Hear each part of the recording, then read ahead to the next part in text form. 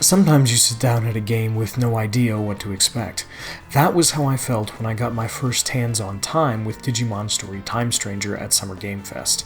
I'm a lapsed Digimon fan, someone who liked the franchise a lot as a kid and then just fell off as I got older. But when I played Time Stranger, I quickly realized I had to pay attention.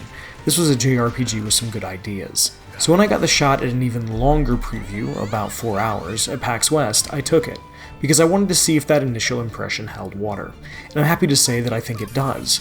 Digimon Story Time Stranger seems to get the Digimon series, but there's also the foundation of a really good JRPG here too. I mean the kind that you could spend a long time digging into, one that might be able to appeal to Digimon old heads while creating new fans. If licensed games have a holy grail, it's that, and Time Stranger might be able to find it.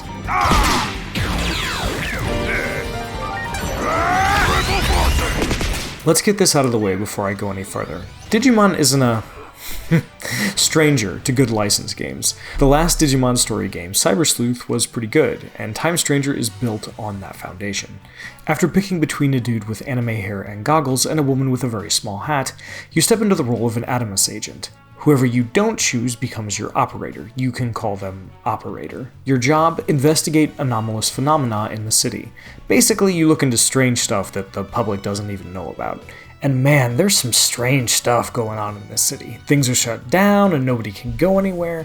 And what's all this about being prepared for tremors? After taking my lady and her very small hat for a walk and chatting with some folks about what's going down, I showed up at the Wall of Hope, which was built after there was an explosion in Nishi Shinjuku 8 years prior, which has been the site of many anomalies. After I snuck inside, I ran into my first Digimon, and it was time to choose my partner. I picked a Gomamon. My other options were Patamon and Devimon, and got to work clearing out the local Digimon. Time Stranger is, at its core, a turn-based RPG, a DVD menu game's DVD menu game, complementary.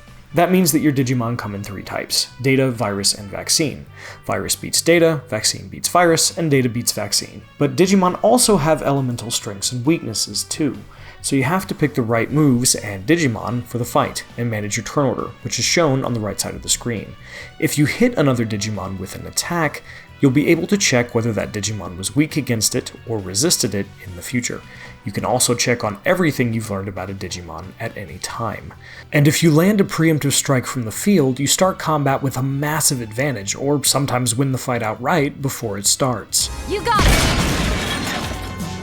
The most interesting in-battle choice Time Stranger makes is allowing you to use items or switch your Digimon on the fly without having it take a turn.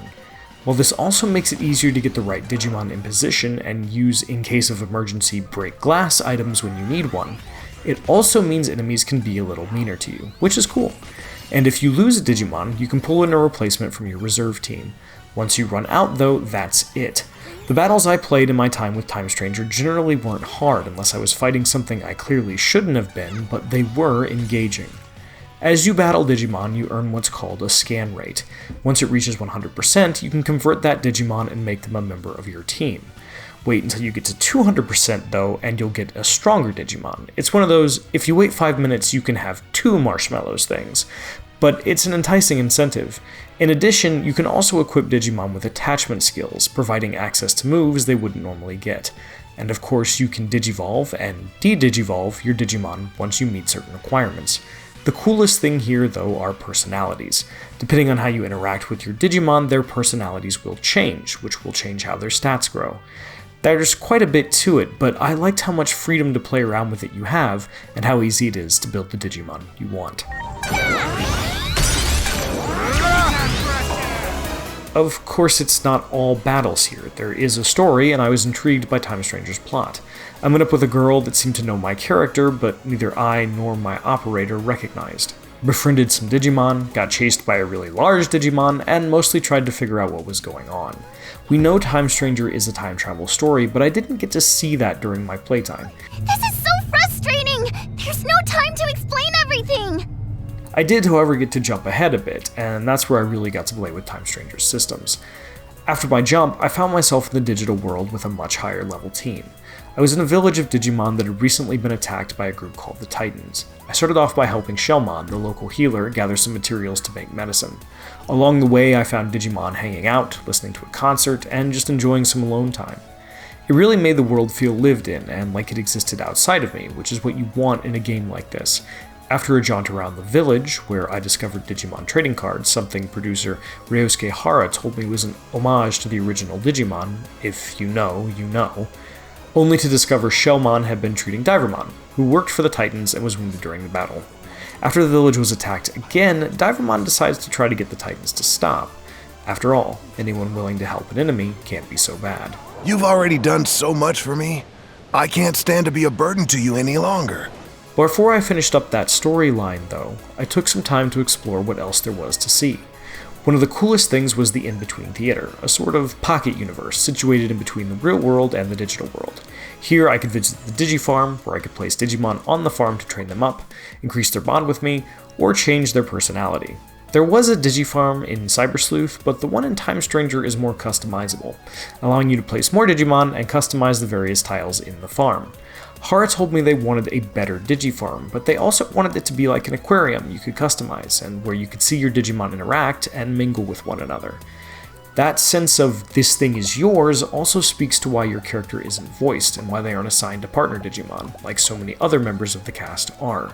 This is your story, and you're meant to put yourself in the shoes of your agent, rather than playing a character that comes pre-built for you. Makes sense, right? About this time I also discovered I could change my outfit. And man, as much as I love my girl's tiny hat, it was nice to be able to have her rock a t-shirt. Inori, agent, we'll handle this, right? After goofing off a bit, I found Shellmon's friend Whalemon, who took me to the bottom of the sea to face off with the Titans. We tried diplomacy, for the record, it just didn't work. So we threw down with Sharkmon and his boys. Then I don't need you anymore! Traitors can die right here where they stand. He was tough. I had to swap my team, use my items, and like every fight in my time with Time Stranger, I had a lot of fun going toe-to-toe, toe-to-fin, with him. He just wasn't a match for Aegeomon. Once he was a little more than Sharkmon Fin soup, my demo ended. When my time with Digimon Story Time Stranger wrapped, I was exhausted. When you get up after a 4-hour demo, you feel it, especially at an event like PAX. But I was also impressed by how fast the time went by, how every little thing in Time Stranger fit together, and how thoughtful so many of its quality of life choices were. If you get enough scan rate to convert a new Digimon, you're notified and can jump into that menu with the press of a button. The same is true of when a Digimon completes its training on the Digi Farm. You can even speed up the battles if you want to move things along.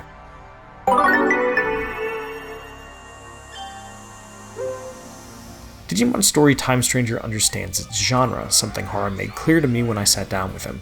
A JRPG can't just be about a great story and characters or a great battle system. It has to nail the little things too, and that means investing in both quality of life choices that make it easier for the player, while giving them enough depth to keep them invested for the long haul. Based on what I played at PAX, Digimon Story Time Stranger is looking like it could pull that balancing act off. Like I said, I'm a lapsed Digimon fan. But if what I played is any indication, you don't have to be a Digimon fanatic to like what Time Stranger has to offer. You just have to want to play a cool RPG with time travel in it. I'm still working out how that fits in here, we only got glimpses. But at this point, it just seems like a cherry on top of a beautiful cocktail. You're here for the mixology, and Digimon Story Time Stranger looks like a delicious concoction. Let's hope the sips we've been provided are an accurate taste of the whole drink.